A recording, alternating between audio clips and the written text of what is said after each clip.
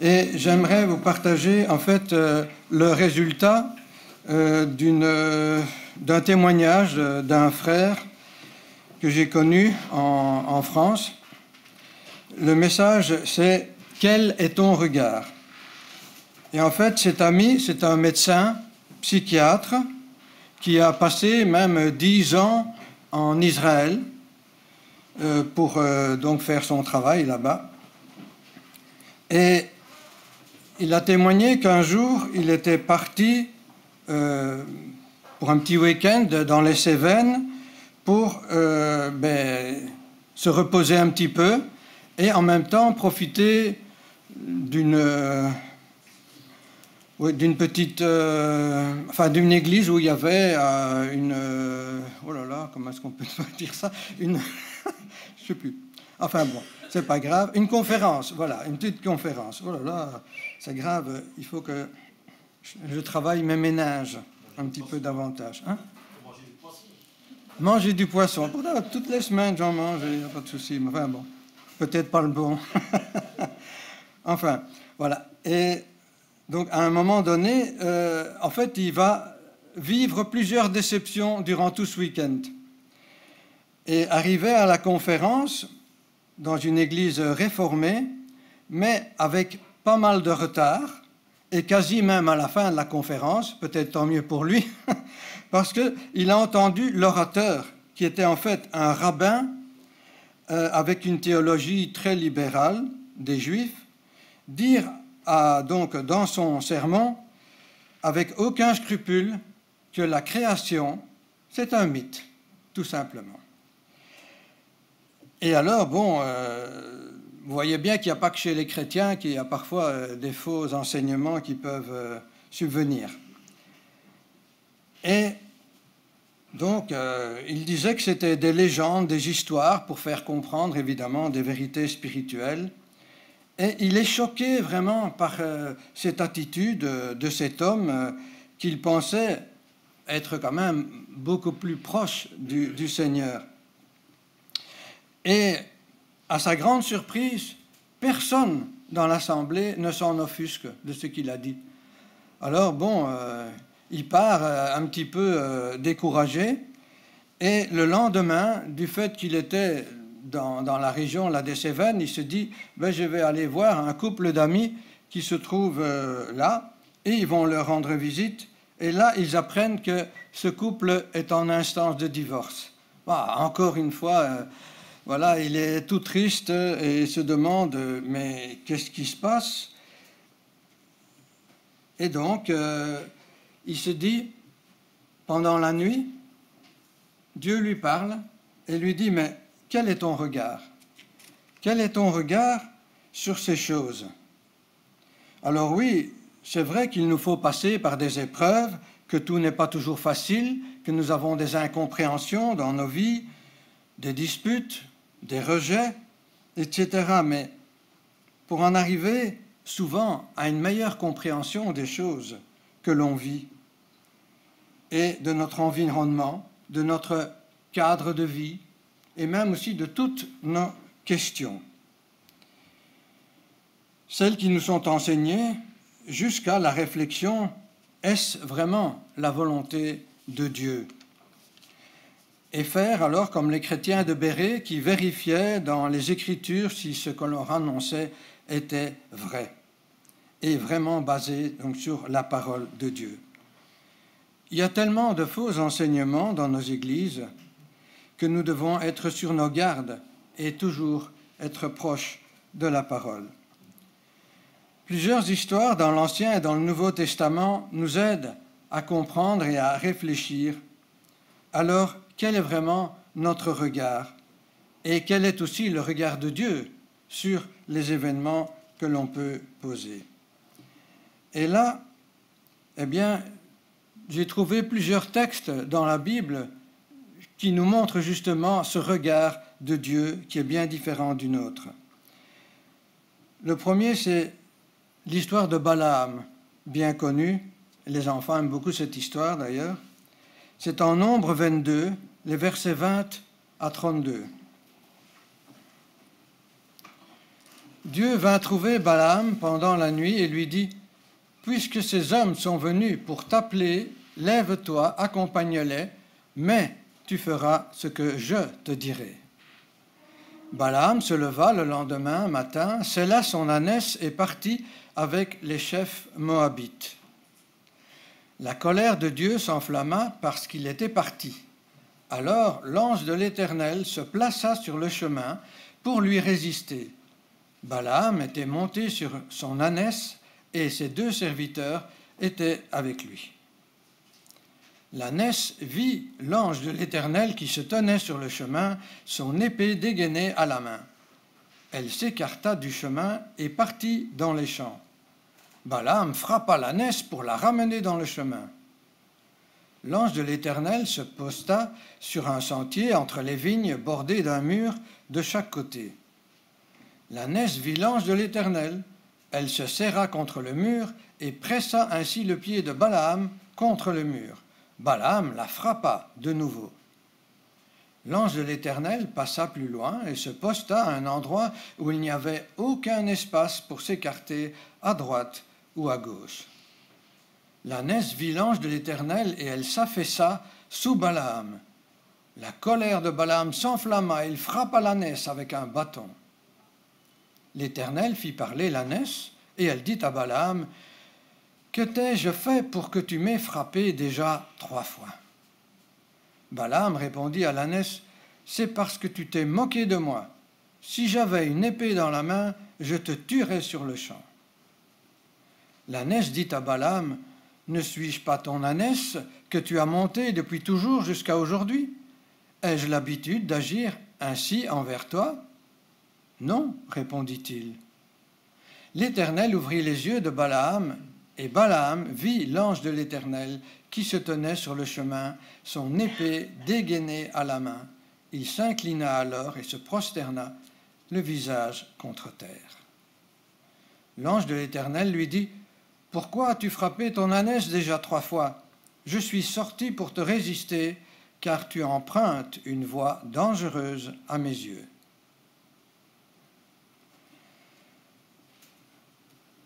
Belle histoire qui nous fait comprendre bien des choses. Plusieurs diront ici également que c'est exagéré.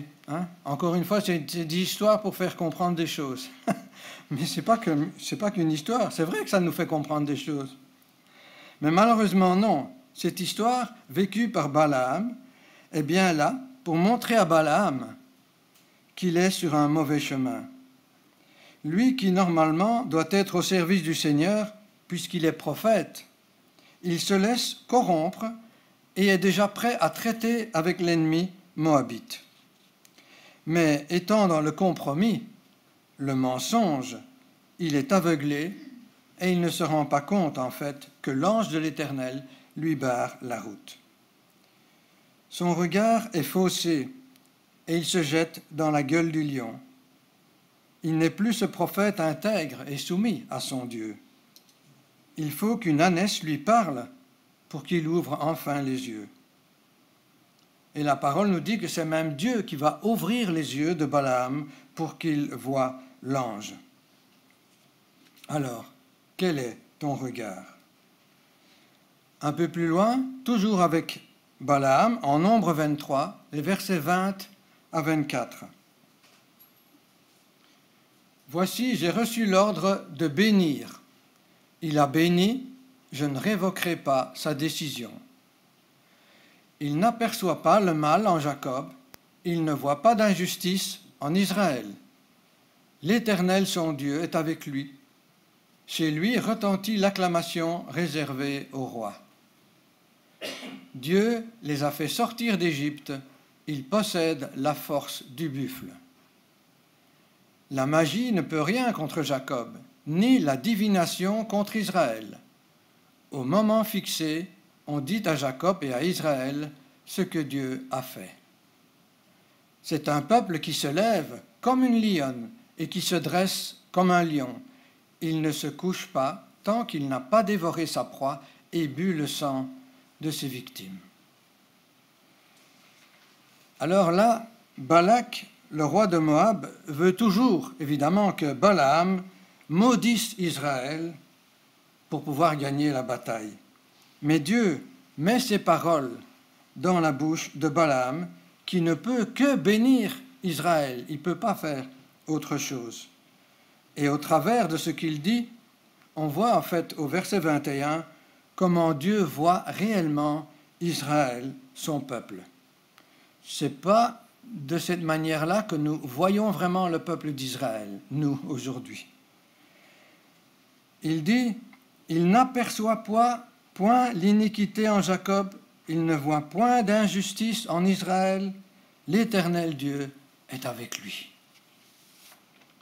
Et au verset 24, il dit, « C'est un peuple qui se lève comme un lion, comme une lionne, qui se dresse, qui ne se couche point jusqu'à ce qu'il ait dévoré sa proie et qu'il ait bu le sang des blessés. » Alors, voilà comment Dieu voit son peuple. Ce n'est pas exactement de cette façon-là que nous voyons le peuple de Dieu. Il n'y a pas de sortilège possible, pas de malédiction possible. Le peuple de Dieu est gardé par son Dieu. C'est lui qui a toute autorité. Et nous voyons qu'il l'aime, puisqu'il dit qu'il ne voit même pas de péché en Israël. Dans l'Église, on pourrait dire aussi, il n'y a pas de péché dans l'Église. Hein? Il n'y a rien de mal qui se fait. Ça, c'est Jésus qui voit comme ça. Les hommes, on voit tous les défauts les uns des autres, hein, ou des autres églises aussi. Dieu, lui, il voit son Église, il nous voit, et il ne voit pas d'injustice. Pourquoi? Parce qu'il nous voit au travers de Jésus. Donc, il nous faut avoir un autre regard. Un autre regard, une autre histoire. 1 Samuel 17. Nous connaissons évidemment cette histoire où David va combattre Goliath. Goliath était venu défier l'armée d'Israël de lui envoyer un homme pour se battre un contre un à la loyale et décider ainsi de la victoire d'un des camps ennemis. Et nous lisons là les versets 40 à 51. Il prit en main son bâton, puis il choisit dans le torrent 5 pierres lisses et les mit dans sa gibecière de berger et dans sa poche. Enfin, sa fronde à la main, il s'avança contre le Philistin.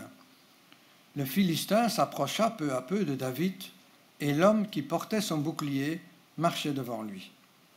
Le Philistin regarda David, et lorsqu'il l'aperçut, il le méprisa, car il ne vit en lui qu'un enfant roux à la belle apparence. Le Philistin dit à David, « Suis-je un chien pour que tu viennes à moi avec des bâtons ?» après l'avoir maudit par ses dieux. Il ajouta, « Viens vers moi, que je donne ta chair à manger aux oiseaux du ciel et aux bêtes des champs. » David dit aux Philistins, « Tu marches contre moi avec l'épée, la lance et le javelot. Moi, je marche contre toi au nom de l'Éternel, le Maître de l'univers, au nom du Dieu de l'armée d'Israël que tu as insulté. Aujourd'hui, l'Éternel va te livrer entre mes mains. Je t'abattrai et je te couperai la tête. Aujourd'hui, je vais donner les cadavres du camp des Philistins aux oiseaux du ciel et aux bêtes sauvages. Toute la terre saura alors qu'Israël a un Dieu. » Et toute cette assemblée saura que ce n'est ni par l'épée ni par la lance que l'Éternel sauve. En effet, la victoire appartient à l'Éternel et il vous livre entre nos mains. Dès que le Philistin se mit à marcher vers lui, David courut sur le champ de bataille à sa rencontre. Il porta la main à sa gibecière, y prit une pierre et la lança avec sa fronde. Il frappa le Philistin au front et la pierre s'y enfonça. Le Philistin tomba le visage contre terre. Ainsi, avec une fronde et une pierre, David fut plus fort que le Philistin. Il le frappa et le mit à mort sans avoir d'épée à la main. Il courut, s'arrêta près du Philistin et prit son épée en la tirant du fourreau. Il l'acheva et lui coupa la tête. Voyant que leur héros était mort, les Philistins prirent la fuite. Je marche devant toi au nom de l'Éternel des armées, du Dieu de l'armée d'Israël que tu as insulté. Le regard de David. Le regard de Goliath, lui, était vraiment plutôt méprisant. Mais tu n'es qu'un enfant. Qu'est-ce que tu viens vers moi ainsi? Et même Saül, il a le même regard. Mais tu es encore qu'un enfant. Et lui, c'est un homme de guerre depuis sa jeunesse. David, lui, il a un autre regard. Ce qui compte pour lui, c'est l'insulte qui a été faite à Dieu, à l'armée de l'Éternel. Et même en hébreu judaïque, cette phrase est écrite au nom des combattants de l'armée de l'Éternel. Qui étaient ces combattants de l'armée de l'Éternel? Tous les soldats qui étaient là et qui n'osaient pas s'avancer parce qu'ils avaient peur. Ils avaient peur de Goliath. Ils n'étaient pas prêts à y aller. Pourtant, voilà ce que dit David, sont les combattants de l'armée de l'Éternel. Il n'a pas peur, David, parce qu'il voit avec, non une vue humaine, mais avec le regard de Dieu. Il sait qu'il aura d'avance la victoire.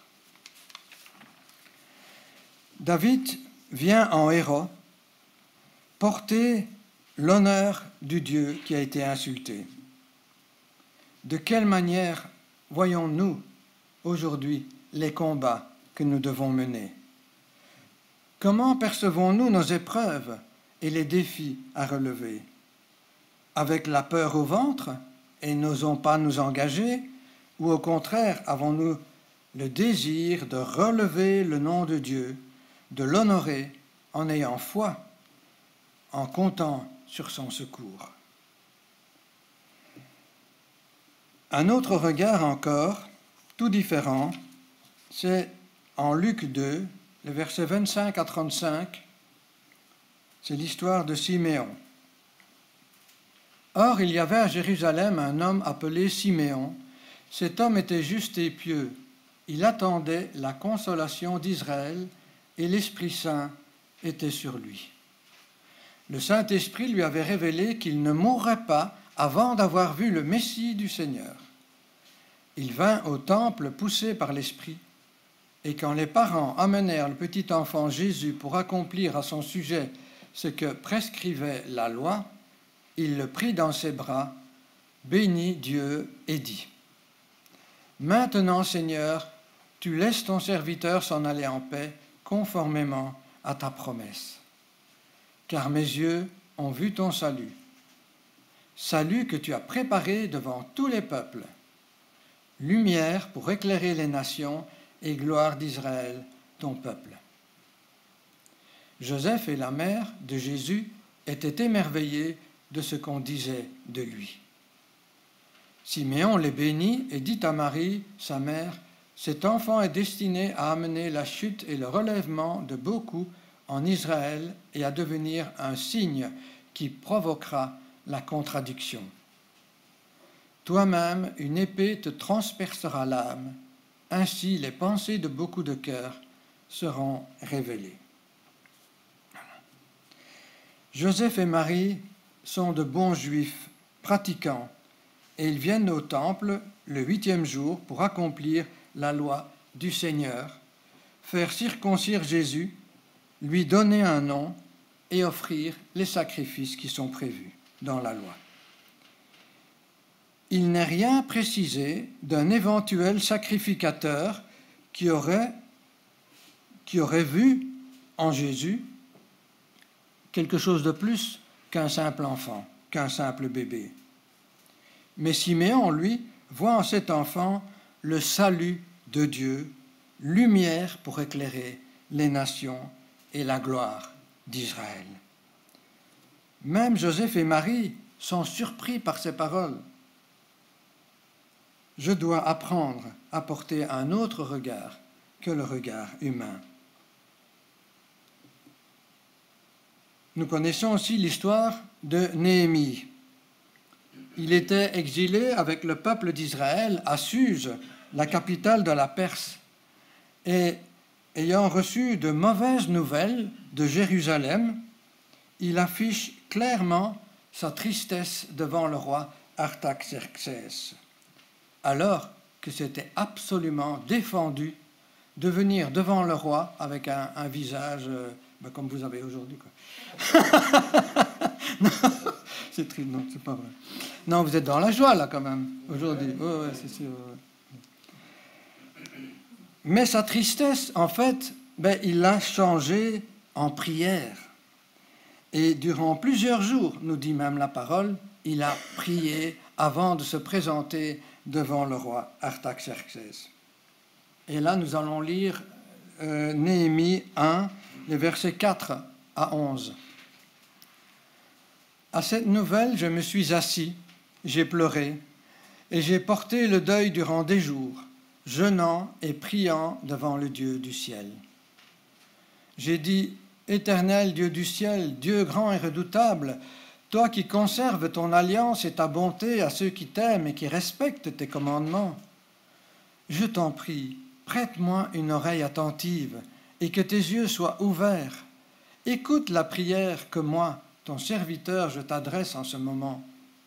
Jour et nuit, j'intercède pour tes serviteurs, les Israélites, en confessant leurs péchés, ceux que nous avons commis contre toi. Oui, ma famille et moi, nous avons péché. C'est certain, nous nous sommes mal comportés envers toi. Nous n'avons pas respecté les commandements, les prescriptions et les règles que tu avais données à ton serviteur Moïse. Souviens-toi donc de la parole que tu as ordonné à ton serviteur Moïse de prononcer. Si vous vous montrez infidèles, je vous disperserai moi-même parmi les peuples. Mais si vous revenez à moi, si vous respectez mes commandements et les mettez en pratique, alors, même si vous êtes exilés à l'extrémité du ciel, je vous rassemblerai de là et je vous ramènerai à l'endroit que j'ai choisi pour y faire résider mon nom. Ils sont tes serviteurs et ton peuple, ceux que tu as rachetés par ta grande puissance et ta force. Seigneur, prête donc une oreille attentive à la prière de ton serviteur et à celle de tes serviteurs qui prennent plaisir à craindre ton nom. Donne du succès à la démarche de ton serviteur. Permets-lui de gagner la compassion de cet homme. Et j'étais le responsable des boissons du roi. Quelle belle prière, n'est-ce pas, hein? Il prie d'abord pour son propre péché, pour le péché du peuple, et puis il intercède afin que Dieu soit favorable et qu'il incline le cœur du roi. Quelle foi! Son regard sur cette situation à Jérusalem ne lui apporte que de la désolation, mais il ne reste pas dans cet état-là et il décide que de prier sera vraiment la solution. Ce qu'il veut, c'est trouver grâce aux yeux du roi pour avoir le droit d'aller jusqu'à Jérusalem et remonter les murailles de Jérusalem. Dieu entend son serviteur parce qu'il nous entend toujours. Il écoute toutes nos prières. Et en fait, Dieu alors va incliner vraiment le cœur du roi Artaxerxès pour relever les murs. Mais il fera même davantage, car il arrivera à motiver même tous les gens, les habitants de Jérusalem, à travailler avec lui. Néhémie permet ainsi au peuple d'Israël et à tous ces gens-là, à Jérusalem, de vivre un réveil spirituel dans leur pays, au sein de leur communauté. Alors, devons-nous rester abattus, sans force, car le Covid a décimé nos rangs, ou car nous sommes découragés à cause des circonstances difficiles? Non. Non. Notre force, elle est en Christ et en sa parole et en son Saint-Esprit. par la confession des péchés, comme le fit Néhémie, et la prière confiante, eh bien, l'amour de Dieu va se manifester envers son peuple. Alors relevons nos têtes et croyons que Dieu veut encore nous relever, nous aussi, et nous utiliser pour rendre gloire à Dieu et proclamer sa victoire. Encore une lecture en Matthieu 21, versets 14 à 16. Des aveugles et des boiteux s'approchèrent de lui dans le temple et il les guérit. Mais les chefs des prêtres et les spécialistes de la loi furent indignés à la vue des choses merveilleuses qu'il avait faites et des enfants qui criaient dans le temple « Hosanna au fils de David ». Ils lui dirent « Entends-tu ce qu'ils disent ?» « Oui, leur répondit Jésus. N'avez-vous jamais lu ces paroles ? Tu as tiré des louanges de la bouche des enfants et des nourrissons ?» Dans ce passage, nous voyons des regards différents, ceux que jettent les scribes et les sacrificateurs sur Jésus. Pourtant, il parle des choses merveilleuses qu'il est en train d'accomplir, des miracles qu'il a accomplis. Mais les enfants, eux, ont un regard tout différent, car ils honorent Dieu, disant « Hosanna au Fils de Dieu », parce que les enfants ont reconnu en Jésus que Dieu était là. Alors, au niveau spirituel, eh bien, je vous engage à redevenir comme des enfants. Lire la parole de Dieu, c'est merveilleux, car nous y lisons des histoires de délivrance vraiment extraordinaires que le Seigneur a données à son peuple. On voit en 2 Chroniques 20, versets 1 à 6, et puis après les versets 12 à 17, l'histoire d'un roi, c'est le roi Josaphat. Après cela, les Moabites et les Ammonites, accompagnés des Maonites, marchèrent contre Josaphat pour lui faire la guerre. On vint annoncer à Josaphat « Une foule nombreuse s'avance contre toi depuis l'autre côté de la mer, depuis la Syrie, et ils sont déjà à Hatsason Tamar, c'est-à-dire En-Gedi. » Josaphat eut peur et décida de chercher l'Éternel. Il proclama un jeûne pour tout Juda. Les Judéens se rassemblèrent pour supplier l'Éternel. C'est même de toutes les villes de Juda que l'on vint pour chercher l'Éternel. Josaphat se tint debout au milieu de l'assemblée de Juda et de Jérusalem, dans la maison de l'Éternel, devant le nouveau parvis. Et il dit, « Éternel Dieu de nos ancêtres, n'est-ce pas toi qui es Dieu dans le ciel ? N'est-ce pas toi qui domines sur tous les royaumes des nations ? N'est-ce pas toi qui détiens la force et la puissance, toi à qui personne ne peut résister ? Notre Dieu, ne vas-tu pas les juger ? En effet, nous sommes sans force devant cette foule nombreuse qui vient nous attaquer et nous ne savons que faire, mais nos yeux sont sur toi. » Tous les Judéens se tenaient debout devant l'Éternel, y compris leurs jeunes enfants, leurs femmes et leurs fils. Alors, l'Esprit de l'Éternel reposa au milieu de l'assemblée sur Jacaziel, fils de Zacharie et descendant de Benaïa, Yéel et Matania. C'était un Lévite, un descendant d'Asaph. Jacaziel dit « Soyez attentifs, vous tous, Judéens et habitants de Jérusalem, et toi, roi Josaphat. Voici ce que vous dit l'Éternel.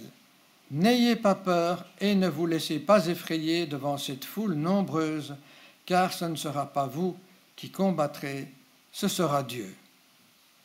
Demain, descendez contre eux. Ils vont monter par la colline de Tzitz et vous les rencontrerez à l'extrémité de la vallée, en face du désert de Jéruel. Vous n'aurez pas à mener ce combat. Prenez position, tenez-vous là, et vous verrez la délivrance que l'Éternel vous accordera. Juda et Jérusalem, n'ayez pas peur et ne vous laissez pas effrayer. Demain, sortez à leur rencontre et l'Éternel sera avec vous. Josaphat, c'était un roi qui cherchait vraiment la face de Dieu. Il voulait le suivre de tout son cœur. Et voici que 3 peuples différents se réunissent pour attaquer Israël. Que faire dans cette situation? Réagir selon la chair et vite mettre une armée en ordre de bataille, c'est bien difficile. Et puis, ils sont pris par la peur, la panique. Comment réagir? Mais Josaphat préfère se mettre en prière. Et il ne le fait pas seul. Il est conscient qu'il n'est pas trop d'être avec tout le peuple et de demander à tout ce peuple de jeûner et de prier tous ensemble, de chercher ensemble la face du Seigneur et d'attendre de lui la délivrance.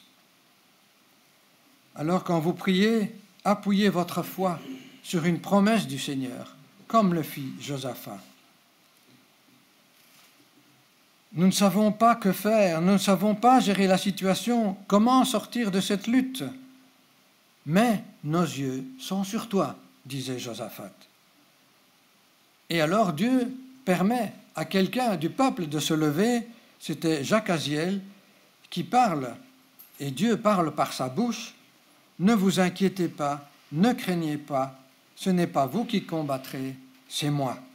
Ce n'est pas votre combat, c'est mon combat. Néanmoins, Dieu donne quand même l'ordre d'aller au combat le lendemain. Mais c'est moi qui combattrai, dit-il. Alors Josaphat et le peuple louent alors Dieu vraiment pour cette réponse et pour la foi qu'il leur transmet. Ils n'étaient pas encore victorieux, mais Dieu, au moment précis où le peuple a commencé à prier, à louer le Seigneur pour la délivrance, qu'à ce moment-là, eh bien, cette délivrance leur est accordée. Dieu mit de la discorde entre les 3 armées qui s'entretuèrent, et Dieu avait accompli un miracle. Il n'avait rien fait, sinon que louer le Seigneur. Alors sur quoi nos yeux sont-ils habituellement fixés?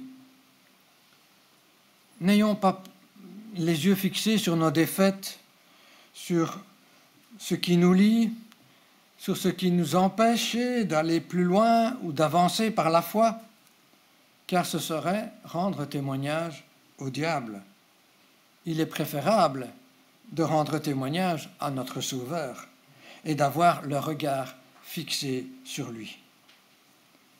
Lorsque nous fixons nos yeux sur le Seigneur et quand nous le cherchons, lui, eh bien, nous entendons sa voix nous affirmer « Tout pouvoir m'a été donné sur le ciel et sur la terre ». Matthieu 28. La lutte dans laquelle nous sommes engagés, c'est la sienne. C'est là le secret de la victoire. Notre combat n'est pas solitaire, et si nous tombons, eh bien, il nous relève et il suscite d'autres témoins. Car c'est un combat où hommes et femmes, liés les uns aux autres, combattent pour la cause de Dieu et pour la gloire de Dieu.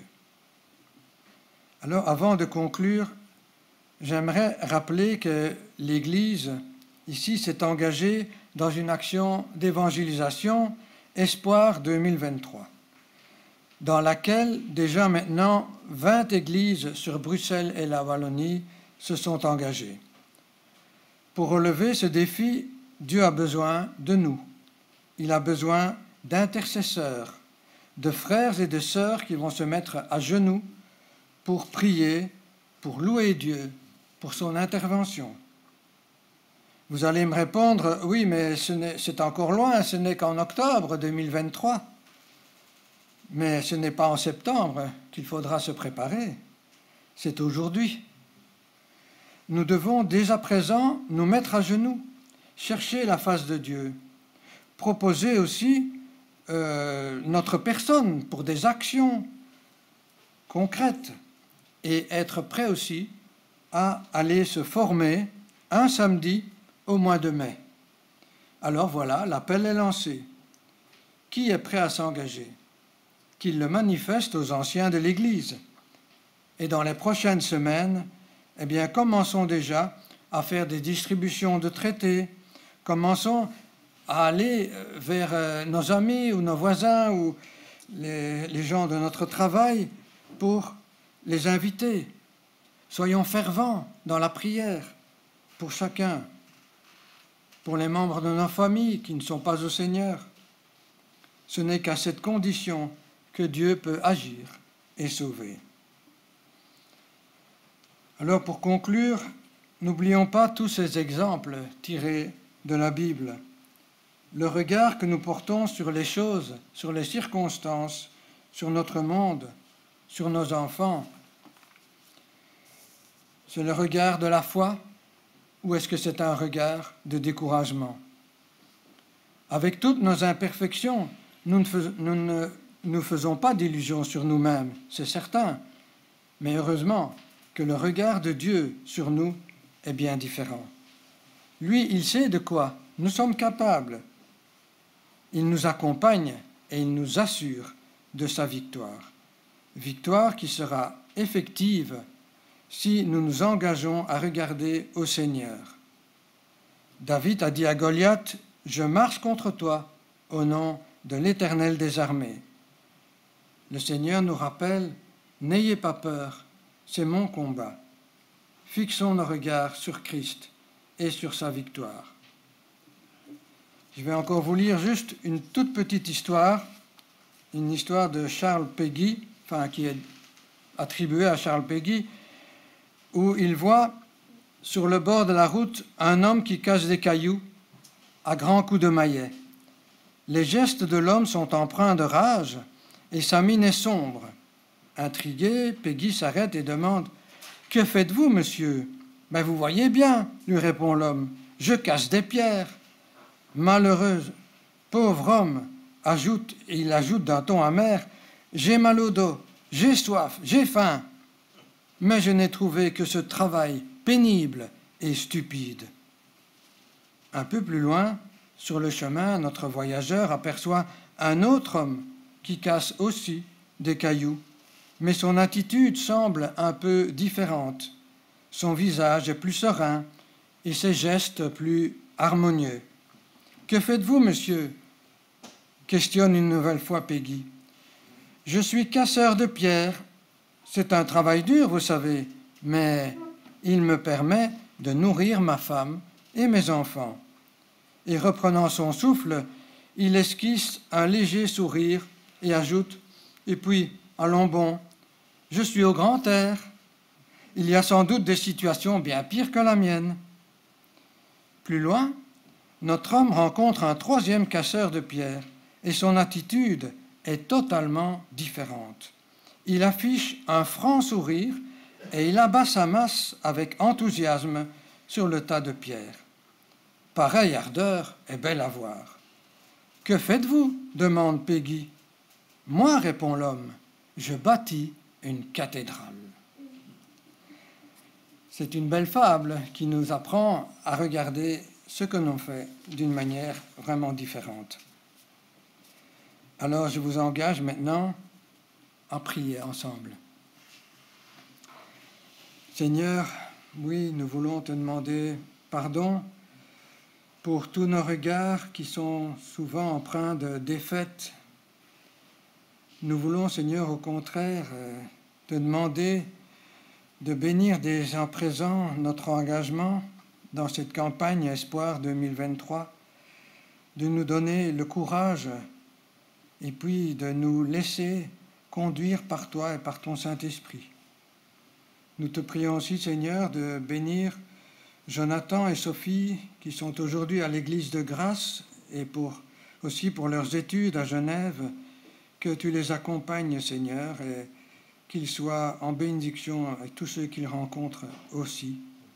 Nous te prions de ne pas oublier de prier pour eux régulièrement. Renouvelle, Seigneur, aussi chacun de nous et que ton Esprit Saint ainsi nous conduise. Amen. Je vous lis encore juste une citation d'un pasteur américain, s'appelle Charles Stanley. Il dit « Nous devons nous souvenir que la distance la plus courte entre nos problèmes et leurs solutions est la distance entre nos genoux et le sol. » Voilà.